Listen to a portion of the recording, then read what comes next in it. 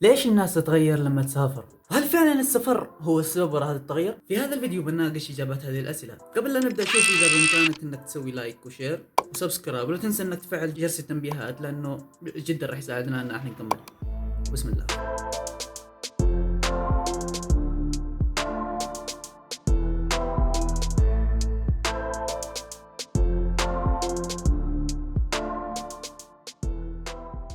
Hello everyone, my name is Omar Fahmi. I'm from Yemen and I'm living in Malaysia. ليش تتكلم انجليزي؟ ليش؟ ما صار لك غير سنة مدري 6 اشهر في مغترب ما ادري وين ماليزيا ما ادري فين. تتكلم لا ولابس زيهم عادك. ها سوي فيها خلاص cool. فهمنا.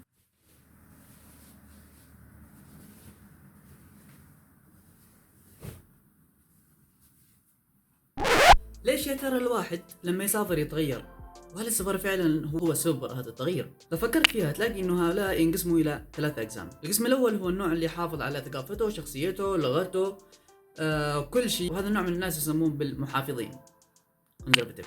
والنوع الثاني هم الناس اللي يتغيرون بعد اول سفريه لهم، حتى لو كانت هذيك السفريه قصيره مش بهذيك الطول، تلاقيه يتغير. وما في عيب في الاثنين، رغم انه الثاني نوعا ما غير متقبل للمجتمع. لكن في قسم ثالث وهو القسم اللي ما يتغير في نفس الوقت يتغير، فيغير بعض الحاجات ويحفظ بعض الحاجات في سبيل انه يطور من نفسه ويخلي هذه الغربة او السفرية انها تغير منه ايجابا لا سلبا. وهذا هو القسم اللي ببين فيه انه كيف الواحد يتغير اذا سافر بدون ما يتغير، اللي بحاول اني اشرح عدة نقاط فيه بحيث انه بهذه النقاط نشوف كيف الناس يتغيرون وفي ايش من حالات وايش الصح وايش الغلط. النقطة الاولى اللغة. إذا كنت مسافر أو مغترب في أي دولة من دول العالم، فمن المفترض أنك تتعلم لغة هذيك الدول عشان تتواصل مع السكان المحليين، فيسهل عليك السفر. أو على الأقل وهو المعيار الستاندرد إنك تتعلم لغة إنجليزية ويكون معك كفاية عشان تتواصل بها مع الناس هناك.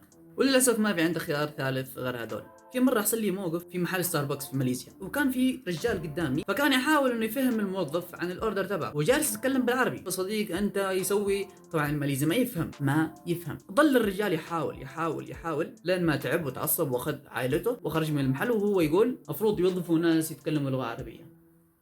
المشكلة فين؟ لو اعتبرنا انه وجهة نظره سليمة، لو وجهة نظره سليمة معناته ما نخلي لابد انه شركة ستاربكس وكل الشركات توظف عاملين فيها انهم يتكلمون الاسباني، العربي، الانجليزي، الفرنسي، كل اللغات. وطبعا غالبا بيكون هذا طالب متخرج من جامعة هارفارد. فاكتساب اللغة المحلية او اقلها اللغة الانجليزية الكافية للتواصل مع الناس جدا مهم. اذا كان غالبية الناس هناك تجيد اللغة الانجليزية، ما لم فانت مضطر انك تتعلم اللغة المحلية عشان تتواصل مع الناس هناك. تقدر نفهم من هذا كله ان اللغة الانجليزية او اللغة المحلية مطلوبة جدا، لكن هذا لا يعني انك تغير لغتك او تنسى لغتك الام وهي اللغة العربية. في ناس كثير لما يرجعوا الى بلدانهم بعد اغتراب مثلا 4 سنين ولا 3 سنين ولا 6 سنين، يرجع تلاقيه انه يحاول انه يتكلم عربي، يحاول يتكلم عربي. الهنود، الافريقان، البنغال، شرق اسيويين، ماليزيين، اندونيسيين، فلبينيين، لما يكونوا في دول عربية ومغتربين لسنين طويلة 20 سنة 40 سنة، تلاقيه انه يتكلم في البيت بلغته الأصلية. هم محافظين على لغتهم، ما في أحد يرجع لبلاده وينسى لغته. السفر فعلا هو سبب في اكتسابك لغة أخرى،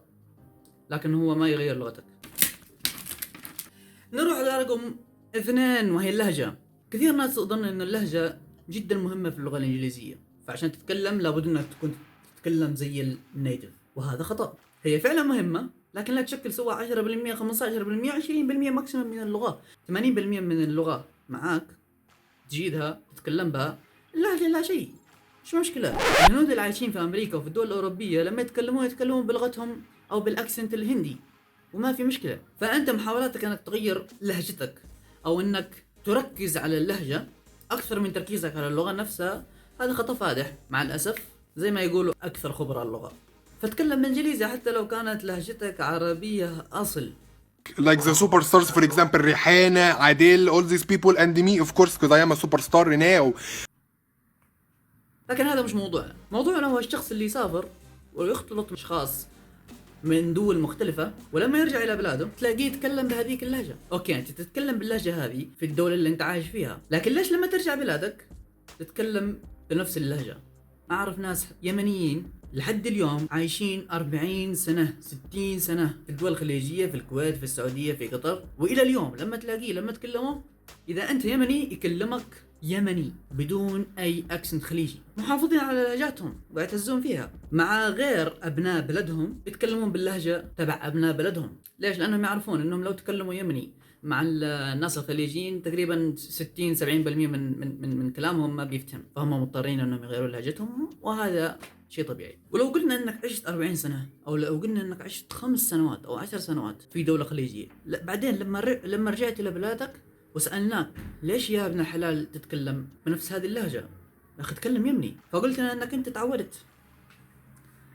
انا عايش 10 سنين فانا تعودت، فما اقدر اني اغير لهجتي. اوكي، لو قلنا انك فعلا تعودت على هذه اللهجه وانك ما تقدر تسترجع لهجتك القديمه، خلاص نحن بامر واقع وما في مشكله. المشكله فين؟ لابد انك تحترم الناس لما يرفضوا تقبل هذه الفكره، وهي انك انت غيرت لهجتك. اتكلم عن الناس في موطنك في بلادك الاصلي، لابد انك تحترم هذا الشيء، وبينه وبينك عندهم حق. فكر فيها وبتلاقي انه كل الاجانب الاخرين اللي عايشين في نفس الدوله اللي انت مغترب فيها، زي مثلا الهنود، البنغال، الشرق اسيويين، ما غيروا لهجتهم.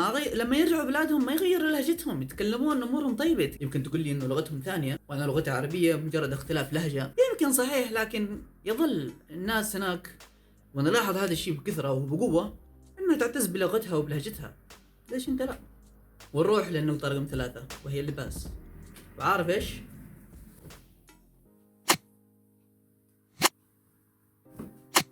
ليش صار اسمع كلامك؟ اعتقد انه هذه النقطة هي اكثر نقطة نلاحظها في البني ادم. اللباس لما يكون يسافر ويرجع من السفر بعد سنة، سنتين، 6 اشهر، 4 اشهر، واتيفر، وتغير في اسلوب لبسك، شيء جدا طبيعي. ليش؟ بس بتأثرك بالمجتمع اللي كنت عايش فيه. لكن لما يكون هذا التغير مخالف لعادات وتقاليد شعبك، شيء جدا طبيعي انك تلاقي رفض لتقبلهم لفكرة لبسك الجديد. لكن هذا حقك، فالعادات والتقاليد هي مجرد عادات وتقاليد.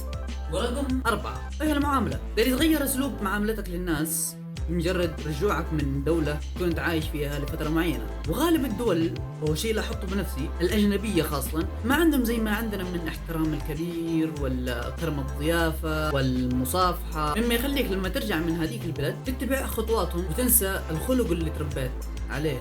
وعشان تتجنب هذا الشيء ما عليك الا انك تذكر نفسك بالاخلاق اللي تربيت عليها، كذا انك ما بتنسى اخلاق باذن الله. والعكس، الحمد لله كثير من المغتربين اللي نشوفهم حاليا غالبية منهم محافظين لا زالوا على اخلاقهم، والمغتربين اليمنيين يشكلون افضل الامثال في هذا الموضوع. تكلمنا عن كيف انك تكون متوسط فتغير اللي محتاج يتغير وتتمسك باللي مفروض انك تتمسك فيه، ونشر ثقافتك في البلد اللي انت مغترب فيها افضل طريقة عشان تحافظ على هذا التوازن. في كثير من الوسائل لنشر ثقافتك في البلد اللي انت فيها، منها حضور المؤتمرات الدولية اللي يحضرها كثير ناس من كثير دول، المشاركة في فعاليات الحضارات والثقافات المختلفة في الجامعات اللي تقيمها اغلب الجامعات في العالم اذا ما كانت كلها، اصحابك اللي تعرفت عليهم من نفس هذا البلد. ليش ما تتكلم عن اليمن كنقطة من نقاطكم اللي بتكلمنا عنها؟ طبعا تمثيل ايجابي، ما نبغى نزيد الطين بالله. ومش بس هذا الشيء اللي بامكانك تسويه، يمكن تكون هذه اشياء جدا كبيرة لكثير من الناس، في اشياء جدا بسيطة.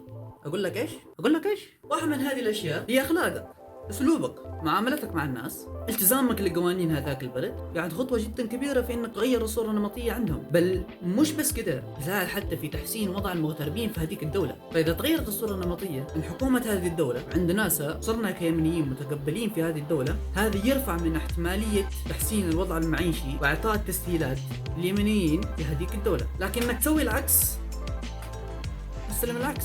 من زمان كنت أفكر إني أوصل هذه الرسالة لإخواننا اليمنيين في كل مكان، والحين دام صار عندنا قناة، ليش ما نبدأ بأول فيديو نتكلم عن هذا الموضوع؟